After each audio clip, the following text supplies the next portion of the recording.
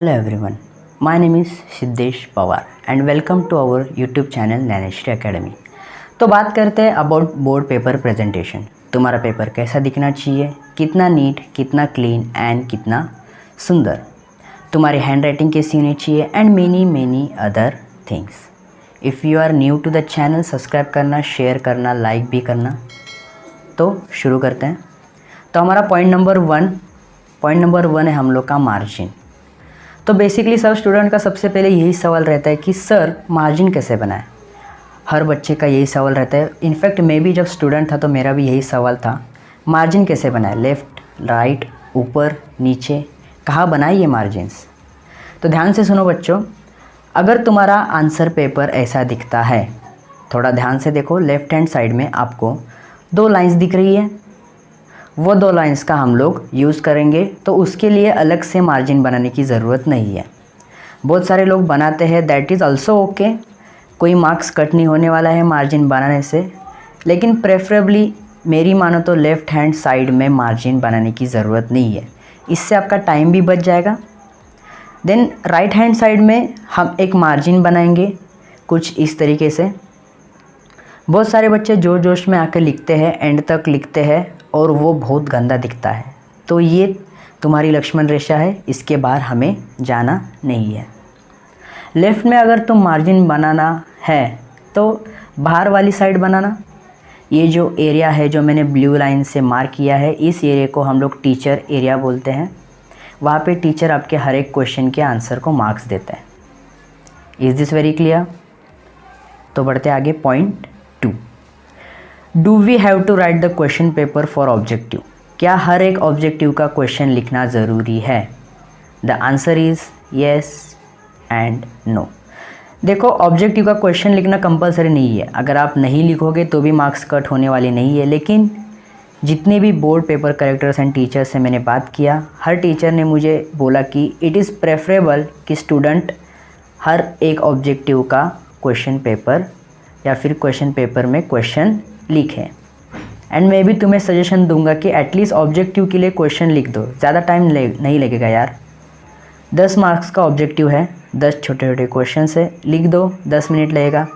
Plus तुम्हें 15 minutes ज़्यादा मिलने वाले हैं इस साल पेपर लिखने के लिए। तो ऑब्जेक्टिव्स में क्वेश्चन लिख दोगे तो एक इम्प्रेशन अच्छा पड़ेगा तुम्हारे एग्जामिनर के ऊपर।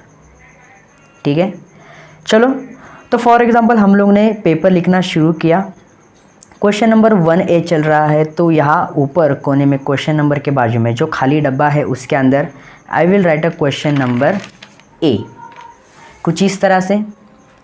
First question I will write the question, उसके नीचे आंसर लिख के लिखूँगा ऑप्शन ABCD, जो भी आंसर का ऑप्शन है एंड उसका आंसर। इस तरह से लिखोगे तुम्हारा MCQ का answer, this is full proof answer.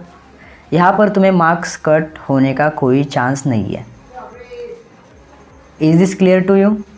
ऐसे लिखोगे तो मार्क्स कट नहीं होंगे, ज़्यादा टाइम भी नहीं लगेगा। So write the question.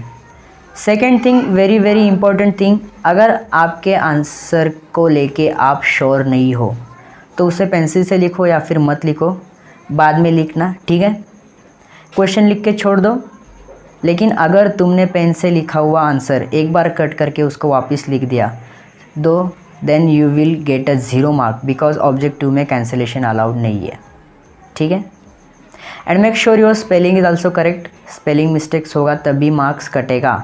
Objective के साथ मस्ती नहीं बच्चों, ओके। ऑब्जेक्टिव 10 मार्क्स का है, 10 मार्क्स अपने जेब में चाहिए। No cancellation, no spelling mistakes. 15 minute लो, आराम से लिखो और ध्यान से लिखो, ठीक है, okay. Point number 3, new question on new page. मान लेते हैं कि अपना क्वेश्चन नंबर 1B चल रहा है, ठीक है। मैंने क्वेश्चन नंबर लिख दिया कुछ इस तरीके से, लेकिन उसके बाद मेरे पास 16-17 लाइंस इस पेज की खाली है। तो क्वेश्चन नंबर 2 को यहाँ पे लिखना चालू करना है क्या? नहीं करना है। New question on new page. तो क्वेश्चन 2A के लिए I will take a new page.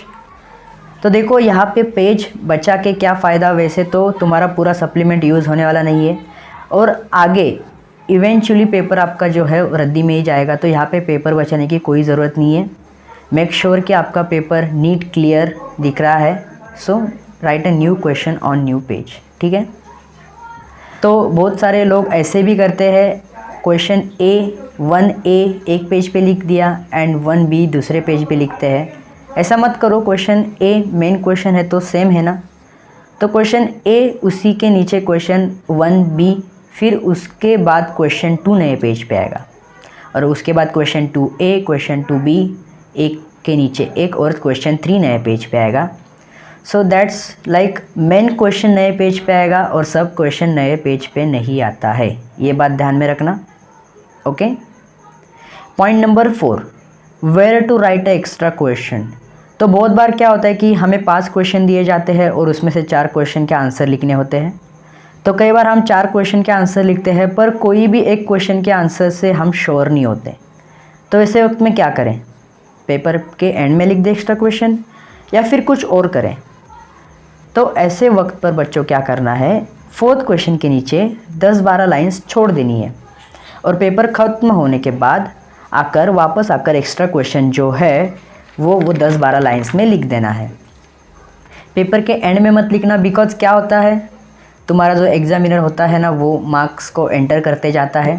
ऊपर आपको बॉक्स दिख रहा है ना, क्वेश्चन नंबर के आगे खाली बॉक्सेस है, वहाँ पे वो मार्क्स लिखते हैं एंड फ्रंट पेज पे भी उन्हें मार्क्स लिखने होते हैं। तो जैसे जैसे क्वेश्चन चेक हो रहा है वो लोग मार्क्स एंटर करते हैं पूरा क्वेश्चन पेपर चेक होने तक, और जैसे पूरा क्वेश्चन पेपर चेक होने के बाद पता चला कि आपने एक्स्ट्रा क्वेश्चंस लिखे हैं तो उनको फिर से वो चेक करना पड़ेगा, मार्क्स लिखना पड़ेगा, तकलीफ़ होगी। एग्ज़ामिनर को तकलीफ़ मत दो, जितना उन्हें हैप्पी रख सकते हो उतना हैप्पी रखो, उससे गुड इम्प्रेशन पड़ेगा। ठीक है, next, what if we miss a question. मान लो मैं क्वेश्चन लिख रहा था, उसमें से मुझे 5 क्वेश्चन लिखने थे, मैंने 4 लिख दिए, थोड़ा ध्यान मेरा भटक गया, मैंने अगला क्वेश्चन चालू किया, फिर मुझे याद आया कि मैंने पिछले वाले क्वेश्चन में 5th क्वेश्चन लिखना भूल गया हूँ। तो ऐसी सिचुएशन में क्या करें, ऐसे टाइम पे पूरा क्वेश्चन पेपर होने के बाद मेन क्वेश्चन नंबर डालो और प्रॉपर सब क्वेश्चन नंबर डालो एंड राइट योर आंसर। ठीक है, point number 6, do you have to sign if you cancel. मान लो हम एक आंसर लिख रहे हैं और गलती से कुछ हमने गलत लिख दिया, तो क्या हमें सुपरवाइज़र की साइन लेनी पड़ेगी? वेल, इसका आंसर है नहीं। सिंपल सी बात है, अगर आपने कुछ गलत किया है तो पेंसिल से उसके ऊपर लाइन मार दो कुछ इस तरीके से एंड आगे अपना आंसर कंटिन्यू करो। ठीक है, okay. Then which pen to use, is it compulsory to start from question 1। कोई भी पेन यूज़ करो, अच्छी पेन यूज़ करो जो बीच में बंद ना हो जाए, लीक ना हो एंड उस पेन का पेज के पीछे छाप ना आ जाए। बहुत सारे जेल पेन्स होती है ना, उनसे लोग लिखते हैं तो पेज के पीछे छाप आ जाता है, तो वैसे जेल पेन्स यूज़ ना करो। प्रोबेबली आप ज़्यादा से ज़्यादा करके बॉल पेन यूज़ करो ब्लू कलर का। Okay, alright. So is it compulsory to start from question 1? Compulsory नहीं है, क्वेश्चन 2 पहले लिखा, क्वेश्चन 1 बाद में लिखा, मार्क्स कट नहीं होने वाले हैं। बट एज ए टीचर मैं सजेस्ट करूँगा कि क्वेश्चन 1 से ही लिखो, अच्छा दिखता है, एग्जामिनर के ऊपर इंप्रेशन अच्छा पड़ता है।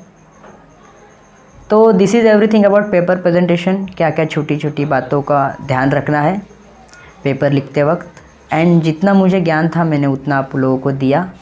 और भी अगर कुछ डाउट्स है, कुछ प्रॉब्लम्स है तो post in the comment section. ये तो हुआ बेसिक पेपर प्रेजेंटेशन। अगर आपको इंडिविजुअली सब्जेक्ट वाइज प्रेजेंटेशन चाहिए तो उसके लिए भी कमेंट कर देना। Thank you so much for watching. Thank you so much for subscribing, sharing and liking the video. Peace out.